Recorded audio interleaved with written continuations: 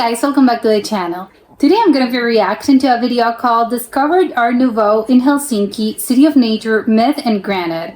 I love Art Nouveau. I do not know much about it, but I think it's very pretty, it's very nice. And I didn't know that apparently Art Nouveau was big in Helsinki, which I believe is Finland. So I'm very excited to check this out. So come and join me and comment, like and subscribe. Here we are in Helsinki, where a young generation of architects developed this extraordinary approach to their idea of Art Nouveau. This was Jugendstil, a movement that transformed ordinary buildings into complete works of art. Was that a rabbit? In this film, we step inside the city's most iconic examples, exploring interiors rich with symbolism, craftsmanship, and national pride. Oh my god, it's like Mount Rushmore.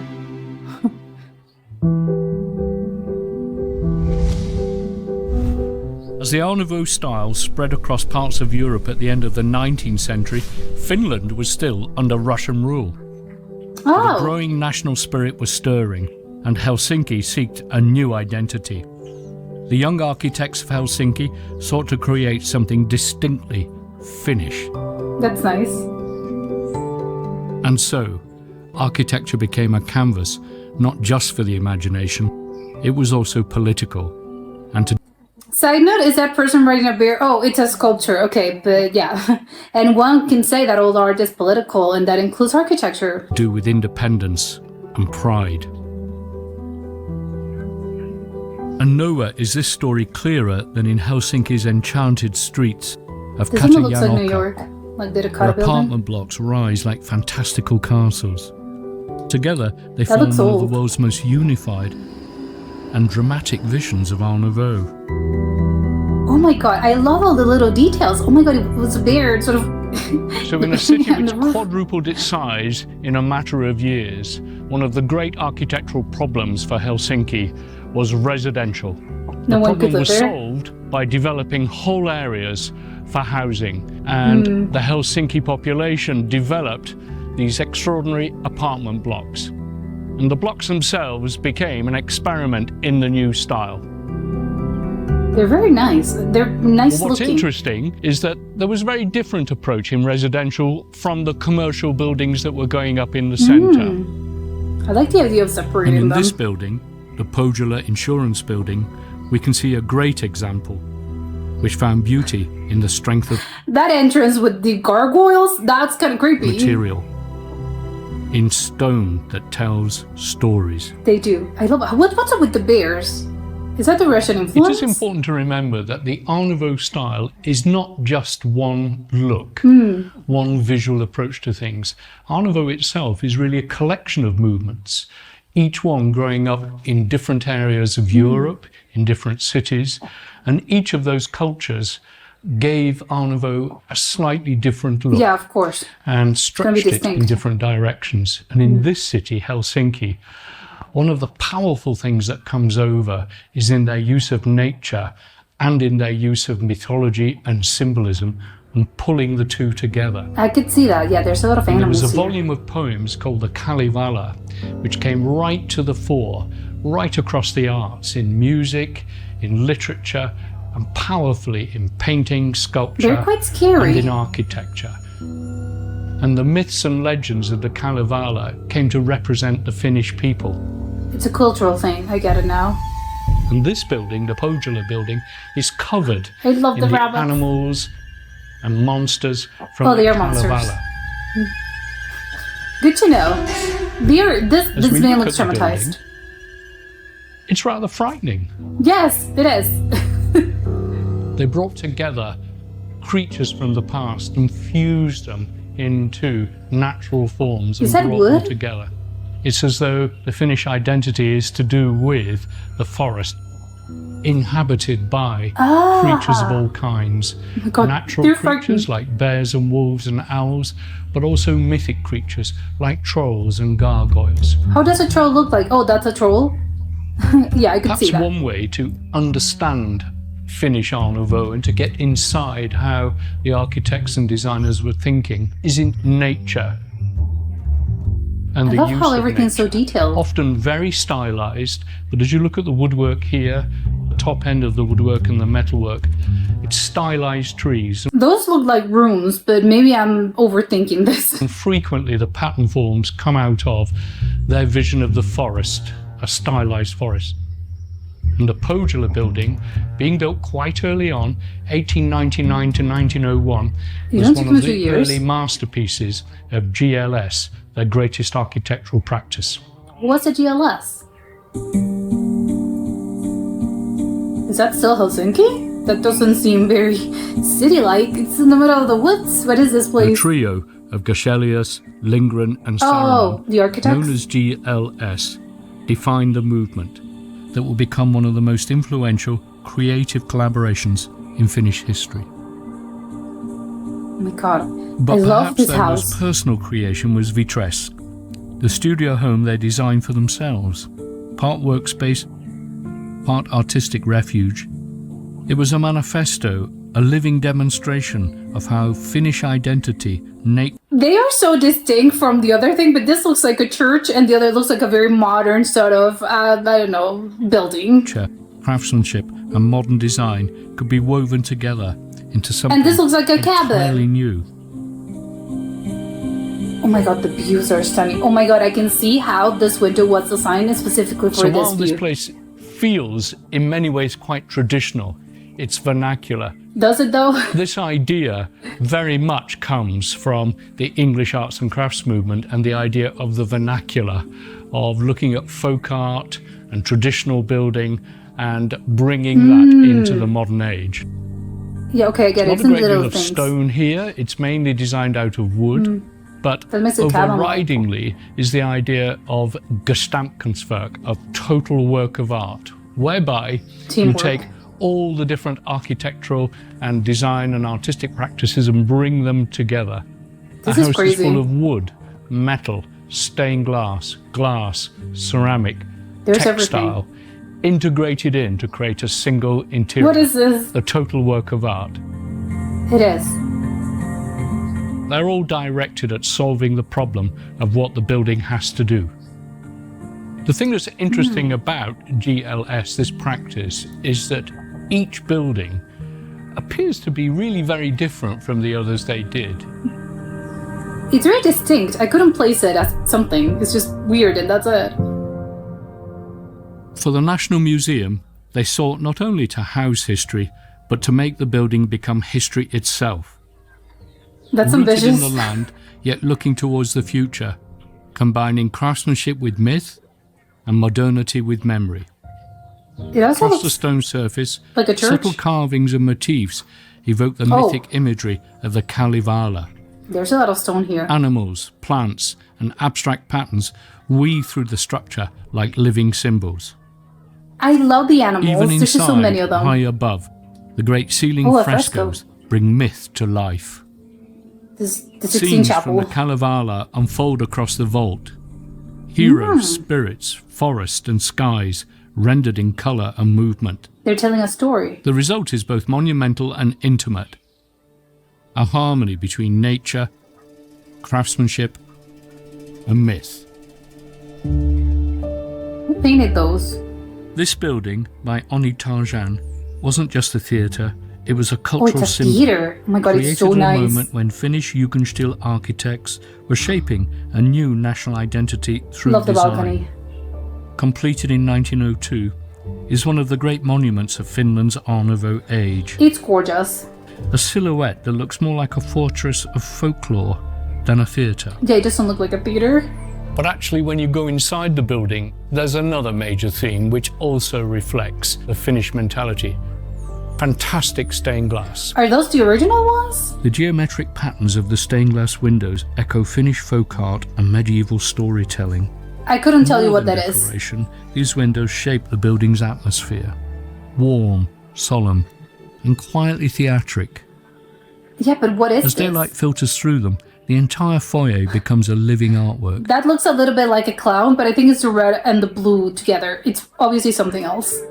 Patterns of colour and texture animate the entrance hall, casting shifting tones across the stone and It wood must be so surfaces pretty. Yeah, as the day moves on. that's the sun hits it. Gorgeous. Stained glass echoes the Ooh, look, ideals this of the one. movement, Is that a tree? craftsmanship, myth, and the belief that art should be woven into everyday public life. That one reminds me of the famous painting that's in the painting with the people, the figurines sort of dancing.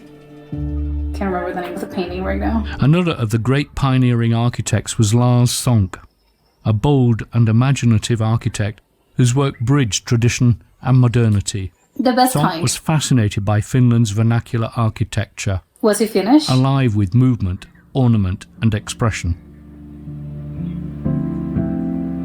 Is that molding or their The paintings? Jugendhall speaks of movement, the But flowing this is so line, strange. the living curve, the artistry of craft. It's a building born from the belief That one looks like a architecture theme. could be both functional and poetic. This one's cleaner than the others. I Another can't explain feature of the it. work of Lars Sonck, and it shows that he was in tune with the other major architects in Helsinki, is embracing of the idea of Gesamtkunstwerk, a total work of art, where multiple arts are brought together to orchestrate and create the architectural environment. Oh, Perhaps the single biggest feature That's in pretty. this space is the magnificent mural at the back end of what would have been the foyer of the bank.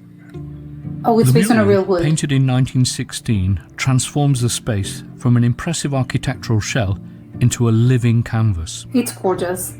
It connects the viewer Oh, to I love the nature detail. whilst being in the heart of the city. And it reminds us that architecture is never just stone and timber. It is a stage for human expression, for That's culture, absolutely for life true. itself. And in the Jugendhall, the mural stands as proof that art and architecture together can elevate a space, turning a building into a lasting symbol of the city's soul. That's what makes it special. As we look around Oh, that's throughout crazy. the building, we can see painted ornamentation along textile. walls, under arches, and on the pillars and vaults. Animal figures, some comic, some wild, carved in soapstone and granite, deep reliefs. Are those monkeys? What are The those? ceiling vault of the main hall is like a Viking ship turned upside down in its structural inspiration. Oh, okay, yeah, I can see Sonck it. crafts a ceiling like none other for his next Wow. masterpiece, the Kallio Church. That's crazy. I never thought of that, but yeah, it's true. Wow, this is a huge chandelier. I'm loving the ceiling.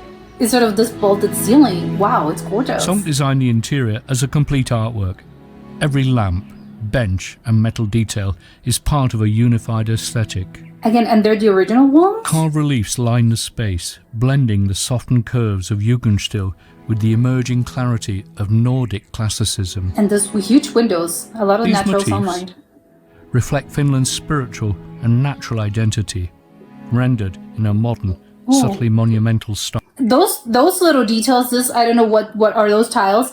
They're very distinct. I don't think I've ever seen a church that has something like this. It's very different.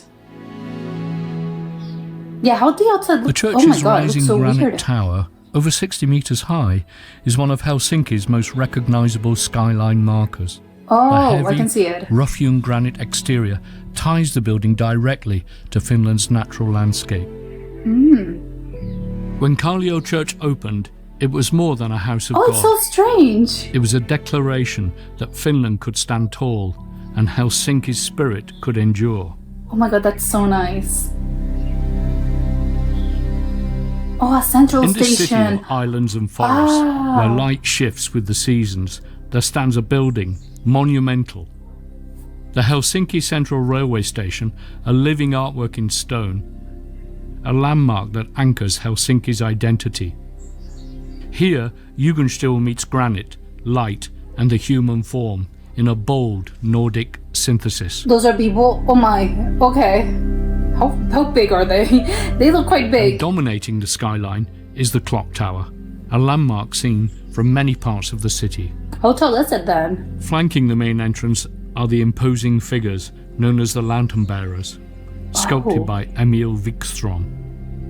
Two pairs of powerful male statues hold the spherical lamps, stone men whose stern faces and upright posture seem to guard and guide the travellers. That's nice, although it reminds me They a little serve bit of both death. as ornament and signifier, Art Nouveau's embrace of human form. Simplified, monumental, I think they're just sort of the Greek sort of thing, and they're guiding you towards, I don't know, hell. Symbolic. Not like this, but a little bit, right? I'm stood now at the entrance of one of the most important buildings in Helsinki, the Grand Central Station. It was designed by Elio Saarinen after he left the practice of GLS, but he started was finally there. inaugurated in 1919. So we still see some of those elements from the Art Nouveau years, not least in the use of geometry and a far more geometric structure in the overall design. But as we look at it, I just want to point out you can tell the difference between the other buildings and this one. It just looks very different from the others. we can see other things. Two heads behind me are very much a product of what became known as another head, yeah. Egyptomania, the influence of ancient Egypt. But also it's to do with Saarinen moving away from nature. Most of his buildings up to now have been covered in animals and plant forms. This building is void of that. Oh my god, it's gorgeous from the inside. Inside this building, we realise that the beautiful themes which are developed outside carry all the way through the interior structure. Again, very clean as well. Stepping inside Helsinki's central railway station is like entering a cathedral of movement and modernity. It almost looks sort of piano keys. I don't know, I can see the movement, crazy as it is. The first thing visitors notice are the grand spaces, Huge flooded windows. with light from high windows and skylights. Gorgeous. Polished granite floors, smooth stone walls, and the carefully proportioned arches give the interior a sense of permanence and solidity, while the soaring ceilings like create cushions. an atmosphere of openness and anticipation. It looks very open. Every line, every surface communicates order and elegance, guiding travellers That's naturally through the vast concourse. Walking the halls, one senses Saarinen's vision, a building that is functional, monumental, This part and looks yet like profoundly cushion. welcoming. It is a testament to Finland's confidence in its own identity, and a daily reminder that architecture can shape not only a city, but the experience of everyone who passes through it. This is so pretty. I love the little detail. It looks like Across Europe, skyline. Art Nouveau ignited a revolution, and here in Helsinki, Finnish architects answered with something altogether different. A wilder, more rugged, more elemental vision. Granite instead of marble. Nordic myth instead of classical allegory. A language of curving forms and national spirit, carved into the very fabric of the city. These buildings remain more than monuments. They are the moment Finland found its voice, when stone, ornament and imagination combined to declare a new nation to the world. Jugendstil held the past in one hand and the future in the other. it's true.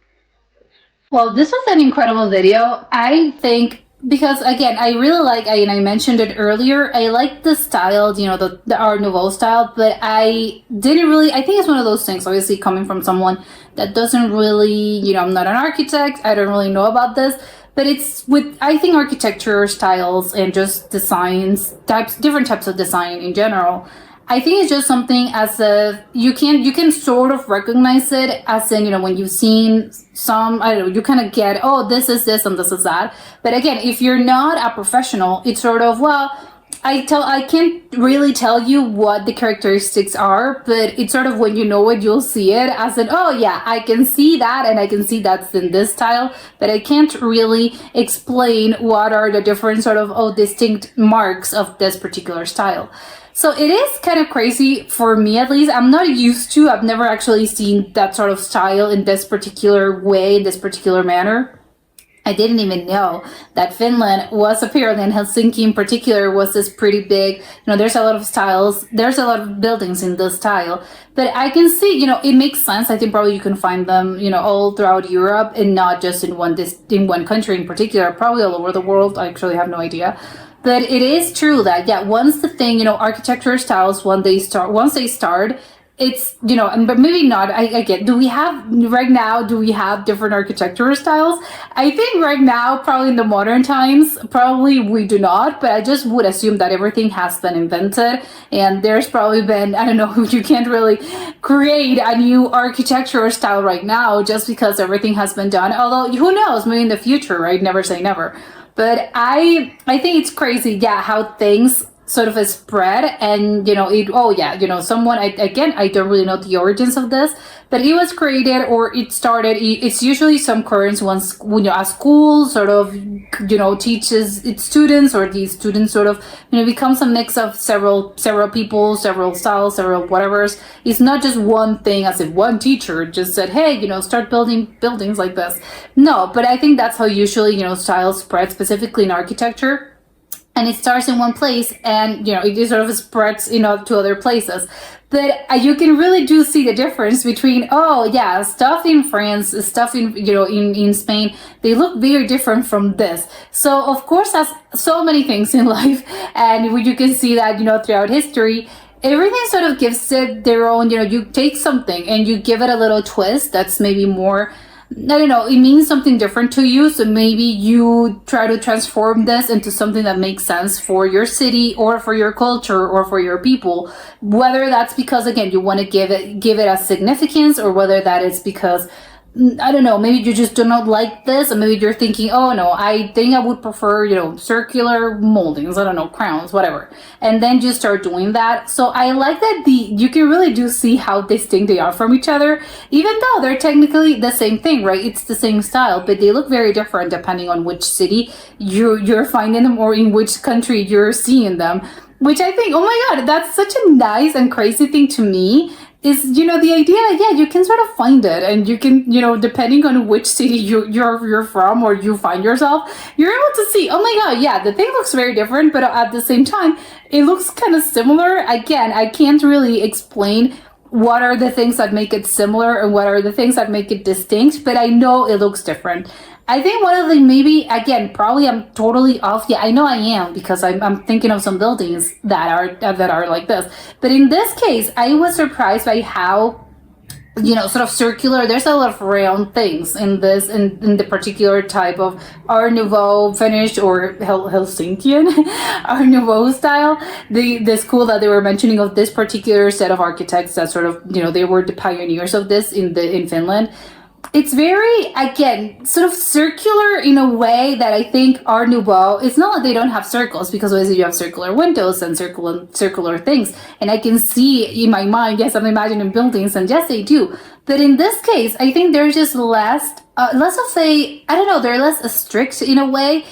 The spaces, I think, look a little bit more open and less, how do I put this? Maybe less strict. And again, I'm using terms I think you can sort of, buildings are not strict or open, but I don't know, that's just the feeling, the emotions that evoke in me. I think a lot of other buildings, they look a little bit more stern, to put it that way, if a building can look stern, which I know, crazy thing, they're buildings, not people, but I can't, well, maybe you can also, if you want to, you can get a little sort of poetical with this. And buildings, because they are the home and they are the space of so many, they're the space and home, and it houses, building houses so many things. And when you look at really old buildings, as is this case, they were around from the early 1900s, late 1800s. So it's been over 100 years, and you can really, what are the stories? If these walls could talk, what stories could they tell? It's just a story of, they can tell a lot of stories, and technically they are housing, and they've housed so many different things, the things they've seen throughout history. So it is kind of, in a way, well, technically they are living things. Of course, they're not people, they're not animals, they're not plants. But in a way, they're kind of living things, and you can see them as living things. They transform itself through time.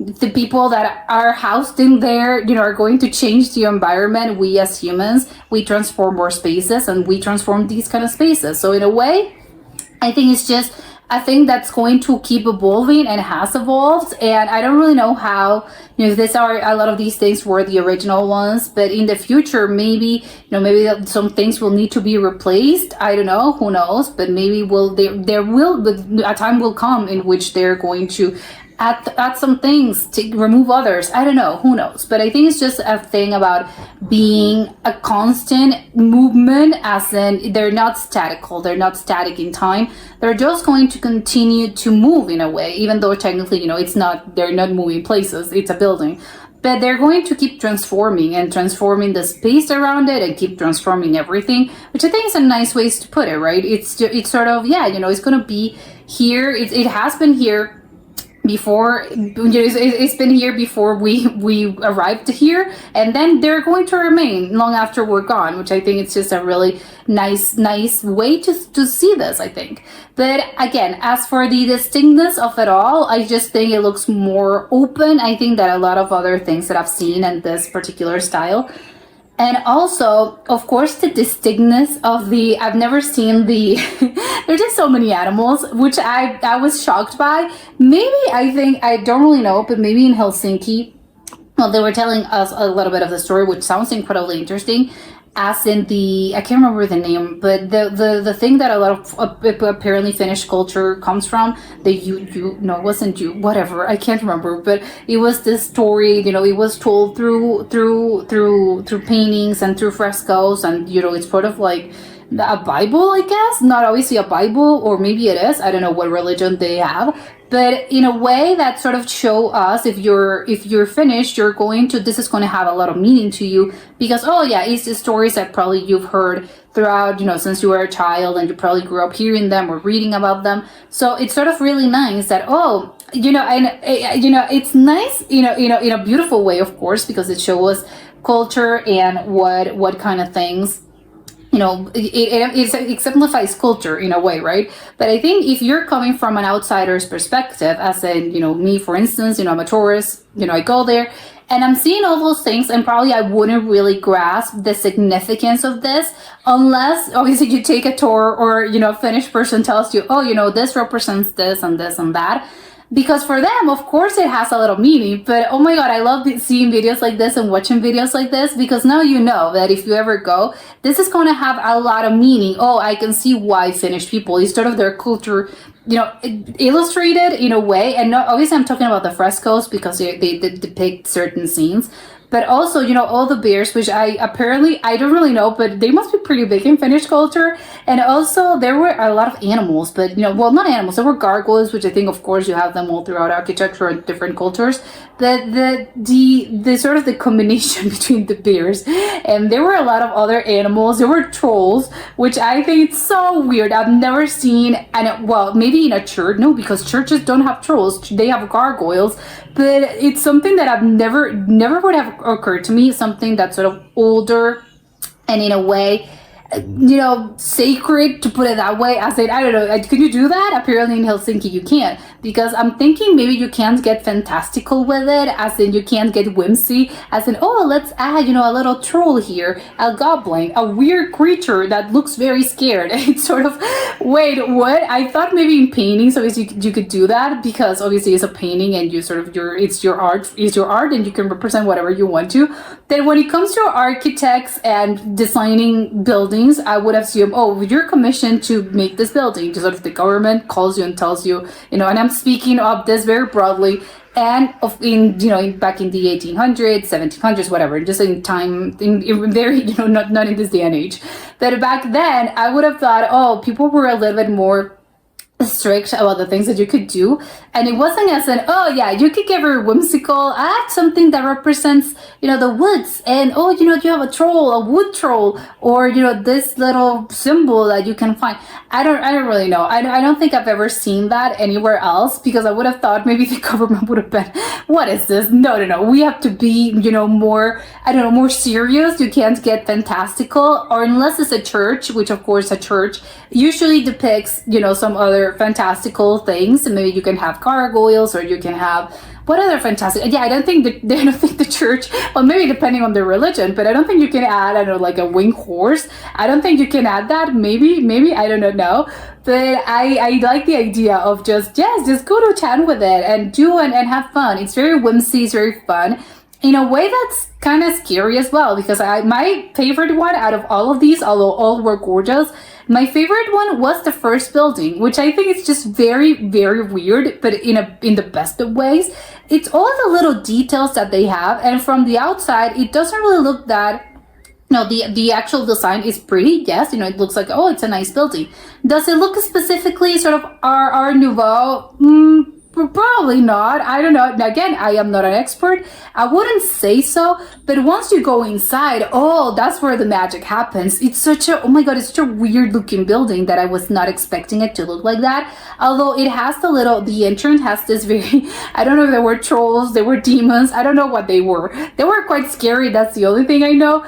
Which again, and the entrance itself, it looked kind of dimly lit, and besides sort of the entrance, it was sort of a weird sort of, I don't know, with the stones and stuff. It looked kind of, oh my God, no, do not enter here. It's sort of, I don't know, it's a warning, you have the people there, the weird people, I don't know if there were people, again, creatures that were sort of really scary.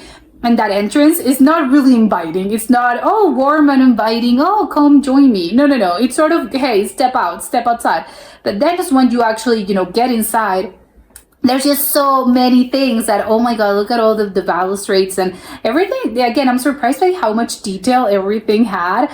As in, even again, the stairs had things, and it looks, I don't know, I would love to visit this building, but it seems to me as every time you're in this building, and then you go and you take a look around, and everywhere you look, there's gonna be a little detail, a little something that's gonna call your attention, and you're gonna be, wait, what is that? Is there, I don't know, someone on one of the whatever, and when in the roof there's just, or in the lamp there's just a little person, I don't know, like a little creature sort of, I don't know, with the tongue out. It's something very strange, but again, I would love to visit this building just because you would have a great time just sort of trying to see what are the little details that are sort of hidden, which I like. It's sort of, oh, you can spend a whole afternoon there. I don't know, you can, right? There were residential buildings, so probably someone actually, and people still live there. But I would assume it's probably one of the most sort of coveted buildings in Helsinki to live, obviously to either buy or rent. And I can see why, because, oh my God, I would love to see an apartment there. What are the apartments like? Because in this case, obviously they were showing us the sort of the outside, which of course, the inside, but the outside, all the common areas, which are gorgeous. But I would love to see how an inside room or an actual apartment inside of this building looks like, because oh my God, I'm so very curious how it looks. And of course, in second place, I love the GLS sort of the house that they designed for themselves, technically a studio, I would assume. It was very weird. Again, all those tiles were very weird, but in the best of ways. But in this case, it's just very weird because it is a mismatch of so many other styles. I can't explain it, but you can see, oh, there's something from here and something from another. You have a fresco, you have this huge window, and then there's brick, and then it looks like a cabin, but you take around and it looks like this very open space that's very modern looking, like a loft. It's just so many distinct and weird things sort of put together, but in a way, of course, designed by professionals and, architects that knew what they were doing, and everything sort of combined in a way that doesn't look strange. Obviously, if you attempted to do this as an, oh yeah, I'm going to match, I'm going to mix and match so many, a couple of different, styles in my house, it's not going to look like this, in the house that you're designing, unless, of course, you hire a professional. But I like that this is the result of, oh my God, again, all the little details, everything's very distinct, everything has a purpose, but in a way that's, oh my God, I love how it combines. I like it. I think maybe if you're building a house, you can definitely take this as inspiration, because it's just a mix of so many different things, but of course, in a way that when put together, it looks incredible. Again, probably not, you can't really do this right now, or maybe again, a non-professional cannot do this. But if you kind of know what you're doing, wow, this is the kind of things that you can attempt to do and you can probably achieve. Again, if you're a professional and you know what you're doing, I love it. And of course, the decentralization, which again, you can see how different it was with the whole less whimsy, of course, less whimsical, less nature-like. a little scary as well with the whole sort of, although yeah, I get they're protecting the travelers, although, and then it's kind of scary, right? And, every time you see this giant sculpture of this person, and it's just a giant person, and they're not smiling, even though they're made out of stone, it's not that inviting, right? It's sort of, I don't know, they're telling me to watch out, they're telling me to be careful, but I like it. I really like, again, it's sort of, oh my god, I've never seen, also on a station, a station of some sort, with sort of people, either sculptors, but with people sort of, guiding you in or whatever. It's sort of really strange, because I think I'm used to seeing, when it comes to sculptures of people, I'm used to seeing, again, sort of Mount Rushmore or the Abraham Lincoln statue or something. I know it's just a statue, but it's sort of in another place, and not just, oh, it's in a station. It's sort of, okay, they're welcoming, I guess. That is very weird. I love it, and now when I go to Helsinki and have an architectural tour, I guess they exist, because there's a lot of things to see, and yes, I'm fascinated by this. But that was it for today, and I'll see you next time. Bye!